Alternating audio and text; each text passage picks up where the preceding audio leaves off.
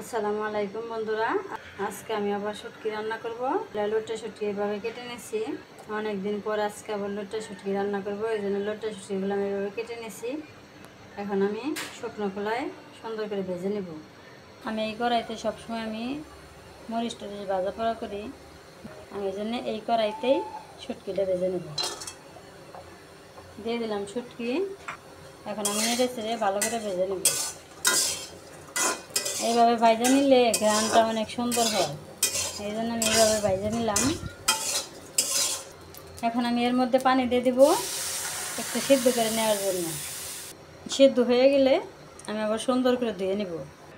বন্ধুরা, আমি শুটকিটা ভালো করে পরিষ্কার করে ধুয়ে তারপর আমি হালকা যেভাবে একটু ছেঁচে নিচ্ছি, এভাবে একটু ছেঁচে নিচ্ছি। এখন আমি এই শুটকিটা বোনা করব। এই শুটকি বোনার জন্য এইখানে আমি যে অনেকগুলো রসুন ছেঁচে নিচ্ছি, আর অনেকগুলো পেঁয়াজ নিচ্ছি, আর অনেকগুলো কাঁচামরিচ কেটে নিচ্ছি।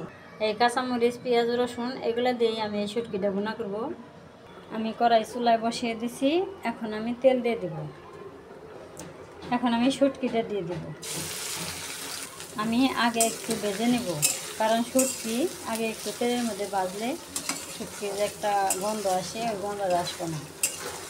এই জন্য আমি আগে তেলের মধ্যে সুন্দর করে ভেজে নেব। এখন অল্প করে লবণ দিয়ে দিলাম, পরে আবার দিয়ে দেব। আমি এভাবে নেড়ে চেড়ে সুন্দর করে ভেজে নেব। এখন আমি রসুনগুলো দিয়ে দিলাম। বন্ধুরা, এখন আমি যা যা মশলা লাগবে সব মশলাগুলো দিয়ে দেব। এখন আমি ভালো করে একটু ভাজা ভাজা করে নিলাম। এখন আমি একটু পানি দিয়ে দেব। বন্ধুরা, কাঁচামরিচ আমি এখন দেব না, আর পেঁয়াজও এখন দেব না। আমি একটু পানি দিয়ে আর একটু সিদ্ধ করে নেব। পানিটা অনেকটাই শুকিয়ে গেছে, আর একটু শুকিয়ে ভাজা ভাজা করে নেব। এই যে দেখো বন্ধুরা, কত সুন্দর করে আমি কষিয়ে ভাজা ভাজা করে নিলাম, কারণ সব শুটকির একটা গন্ধ থাকে।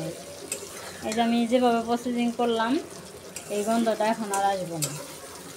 এই যে এখন আমি পানি দিয়েও সিদ্ধ করে নিলাম, আর এই যে দেখো বন্ধুরা, কত সুন্দর ভাজা ভাজা করে নিলাম, একবার তেল উঠে গেছে। এখন বন্ধুরা, এই যে পেঁয়াজ, কাঁচামরিচ সব দিয়ে দিব। এখন আমি আবার ভাজা ভাজা করে নেব। এই পেঁয়াজটা এখন দেওয়ার কারণ, প্রথমে যদি আমি পেঁয়াজটা দিয়ে দিতাম তাহলে পেঁয়াজটা গইলে একবার নরম হয়ে যায়, তো এটা খাইতে বেশি ভালো লাগতো না। এই জন্য আমি শুটকির সিদ্ধর কাম শেষ করে আমি পেঁয়াজ দিয়ে দিলাম। এখন আর এই পেঁয়াজটা গলবো না, এত মজা লাগবো খাইতে।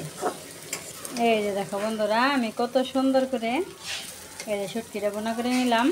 এই যে পেঁয়াজটা একটু আস্তে আস্তে আছে, এটা কামড় লাগলে অনেকটা ভালো লাগবে। আমার শুটকি বোনা হয়ে গেলো, এখন আমি নামিয়ে নেব। বন্ধুরা, শুটকি বোনাটা নামিয়ে নিলাম। আমার আজকে শুটকি বোনা কেমন হলো অবশ্যই কমেন্ট করবে, আর সবার সুস্বাস্থ্য কামনা করছি। আর আমার মতো এরকম করে শুটকি বোনা করে খাবে, দেখবে পেট ভরে ভাত খাইতে পারবে। তাহলে আজকের ভিডিও এখানে রেখে দিলাম। সবাই ভালো থাকবে, সুস্থ থাকবে, সাবধানে থাকবে। আল্লাহ হাফেজ।